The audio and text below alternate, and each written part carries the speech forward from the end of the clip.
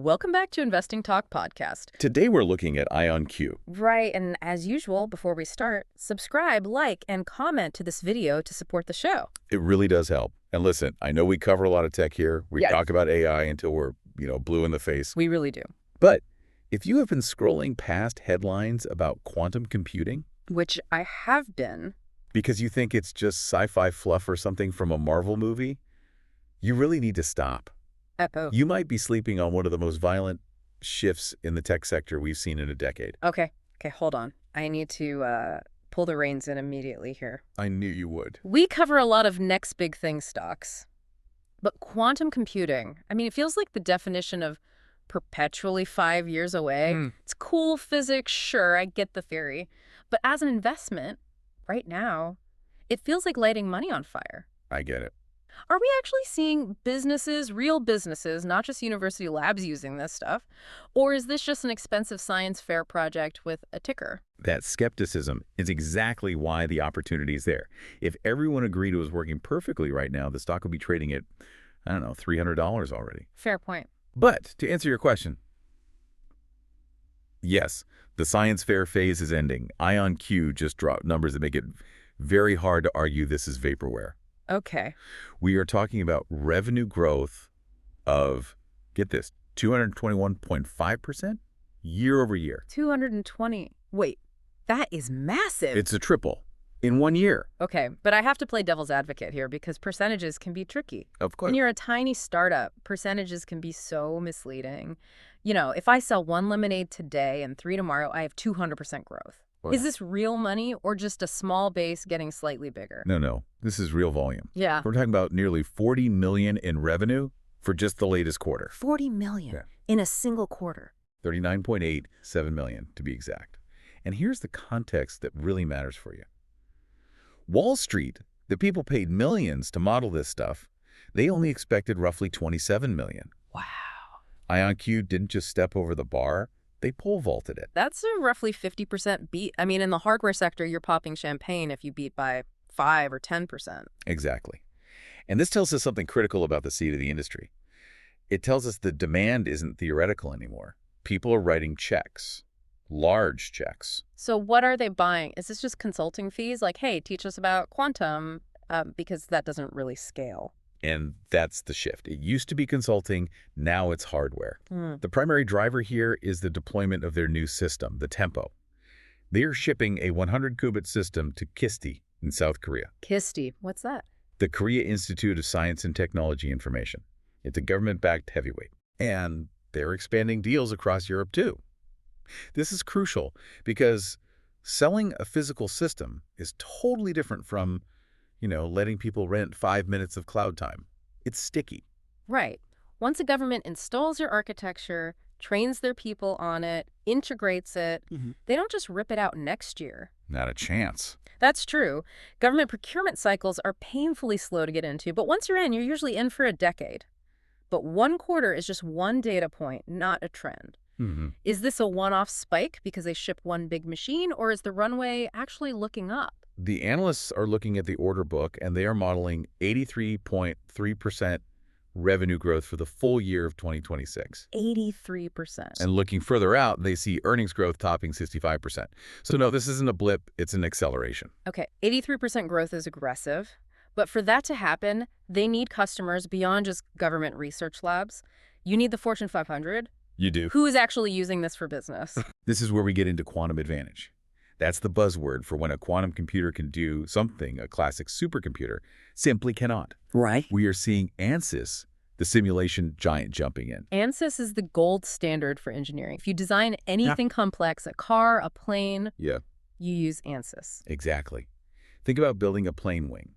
Simulating airflow on a classic computer involves cutting corners because the math is too heavy. You approximate. ANSYS is betting that IonQ can run those simulations with perfect fidelity. That saves millions in physical prototyping. Then you have AstraZeneca and NVIDIA working on drug discovery. Hurling molecules. Yes, nature is quantum. Molecules are quantum systems.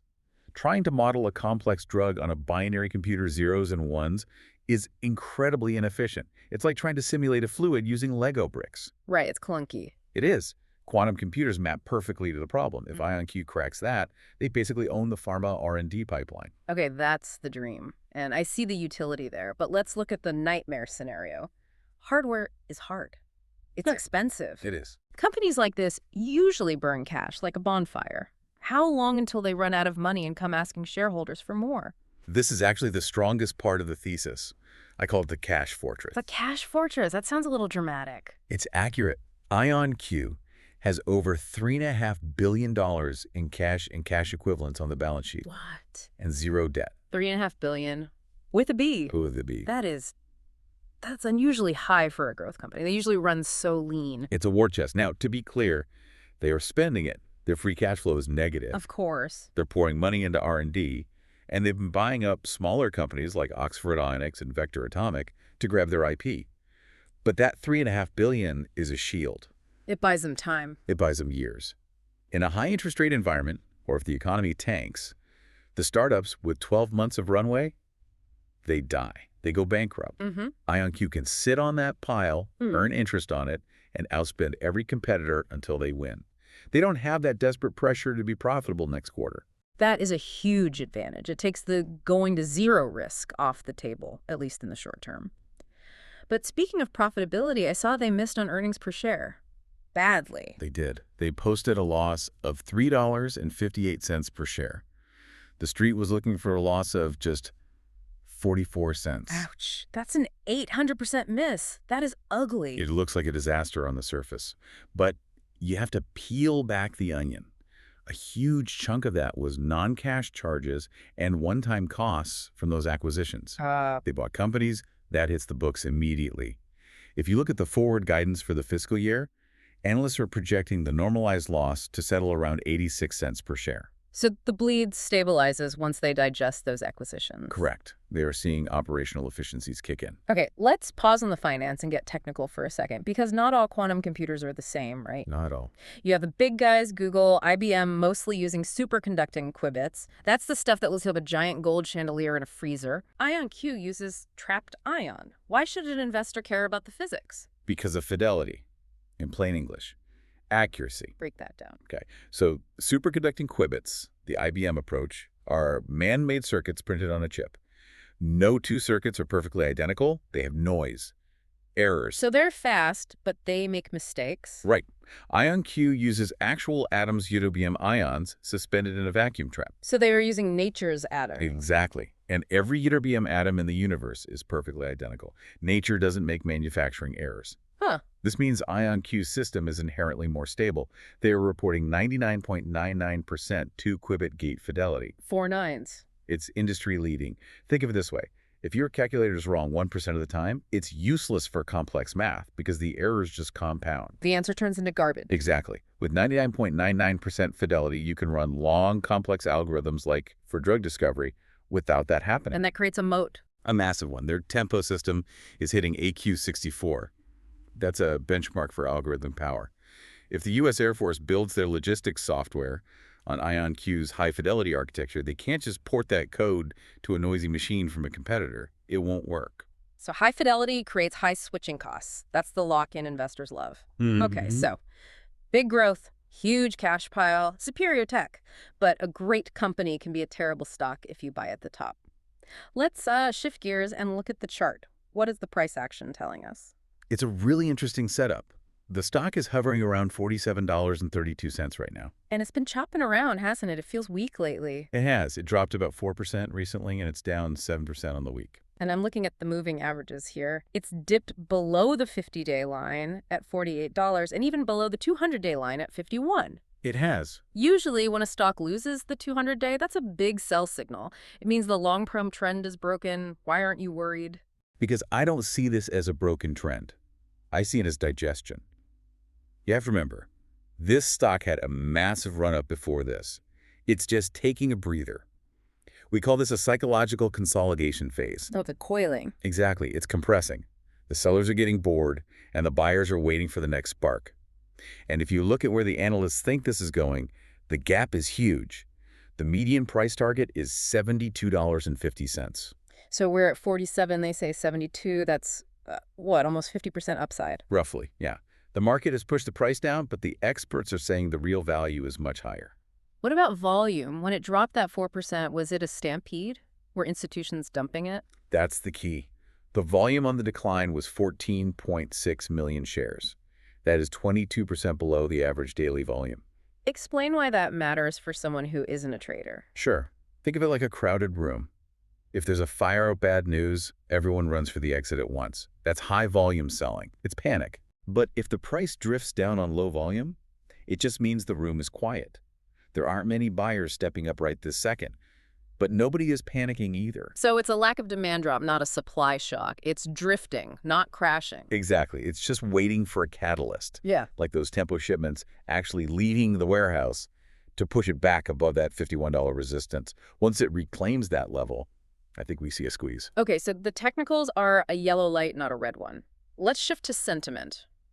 Who is actually betting on this? We know what the chart says, but what is the smart money doing? The analyst community has gone incredibly bullish for 2025. We have Mizuho with an outperform rating and a $90 price target. $90? That's almost a double from here. Almost. Morgan Stanley raised their target to 58, Cantor Fitzgerald to 70. The consensus is a moderate buy, but the average target is nearly $76. Wall Street is effectively screaming that this sell-off went too far. I was looking at the data from Alpha Vantage, and the news sentiment is interesting too. It's scoring as somewhat bullish, mostly driven by these technical breakthroughs. But I saw something wild in the rumor mill. Did you see the drone thing? The UAV chatter. Yeah. There's speculation about integrating quantum AI into drones. It sounds like buzzword bingo quantum. Yeah. On AI drones. Yeah. But the logic holds up. Mm-hmm. If you need a drone to navigate a GPS-denied environment or process massive data in real time without sending it to the cloud, you need onboard supercomputing. And if that connects with Xenotech or SealSkew, yeah, that's a massive new vertical.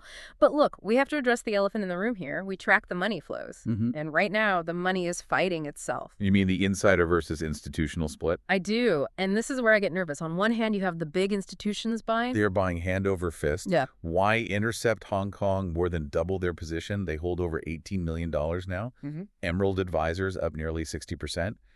BlackRock is accumulating. These aren't day traders. These are the whales. Right. The whales are buying.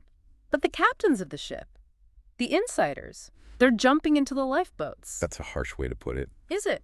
Look at the data. Over the last 6 months, there were 11 insider sales. And only one purchase, 11 to 1. Yeah. If the CEO and the board think the stock is going to $90 like Mizuho says, why are they selling at 47? It's the classic debate. Yeah. Insiders sell for a million reasons. Tax bills, buying a vacation home, divorce settlements. They are paid in stock. They have to sell to live. I know. But institutions, they only buy for one reason. They think the price is going up. I know the saying. Insiders sell for many reasons, buy for one. But 11 to 1 is a lopsided ratio. It suggests they don't see the stock as cheap right now.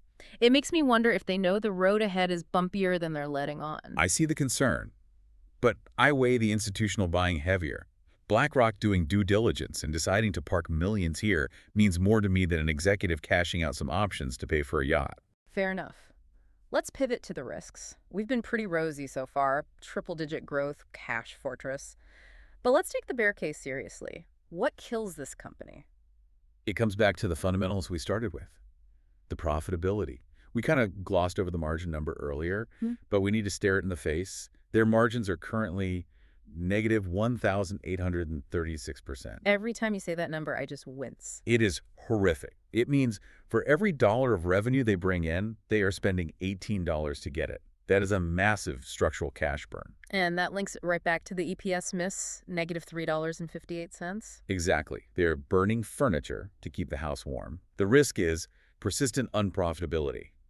Yes, they have $3.5 billion in the bank. But what if the tempo system has a technical glitch? Or if those government contracts get stuck in red tape for 2 years? That burn rate becomes a ticking clock. It does. And what about dilution? That $3.5 billion didn't appear by magic. They sold stock to get it. Correct. And if they burn through it by 2027 and need more, they will print more shares. That means your slice of the pie gets smaller. The insider selling reinforces that fear. Maybe they know the dilution is coming. That's the risk. The risk is that they are a great science lab that never figures out how to be a profitable business. Right. But here's my rebuttal to the bear case. I believe the market has already priced this in. The stock is trading at 47, well below the $75 targets, specifically because everyone knows the margins are ugly. So you think the discount for the risk is already applied? I do. And again, I cannot stress the cash fortress enough. In speculative tech, the thing that kills you is running out of money before the tech matures. Bankruptcy. With $3.5 billion, IonQ has effectively removed bankruptcy from the table for the next 3 to 5 years. That's the key differentiator. D-Wave doesn't have that. Rigetti doesn't have that. Exactly. Most competitors are walking a tightrope without a net. IonQ is walking across a bridge. They might trip, but they won't fall to their death. That gives them the luxury of time to fix the margins. I will concede that. The cash position makes them the safest, extremely risky bet in the market. So let's wrap this up. We've looked at the explosive growth, the coiling chart, the bullish analysts, and the terrifying margins. What is your final verdict? I am giving IonQ a bullish score of 8 out of 10. An 8. Yeah. That is high confidence for a company losing $18 for every dollar made. Give me the elevator pitch. Here's the thesis. The quantum computing market is projected to hit $72 billion by 2035. It is the next AI. IonQ is the clear leader. Okay. They have the best technology with the highest fidelity nature's atoms, and they have the biggest bank account with that $3.5 billion fortress. And the growth is accelerating now, not later. Right. 221% growth. The play here is a multi-year hold. You are buying now while the chart is consolidating to position yourself for the 2026 catalysts. You want to be holding this ticket when the tempo shipments hit full stride and the world realizes quantum is essential for AI and cybersecurity. My take. I'm still wary of the insiders dumping shares. It keeps me up at night. But I agree with you on the cash. If you want exposure to quantum, and you probably should have a little, you have to pick the survivor. IonQ has the money to survive the winter until they win. It is a speculative bet, absolutely. But it's the only one with a safety net. It's about capturing the compounding as quantum advantage moves from theory to reality. Buy now, close your eyes to the volatility, and check the price in 2026. All right, that's a wrap on our look at IonQ. Thanks for listening, everyone. Don't forget to subscribe, like, and comment. We'll see you in the next one.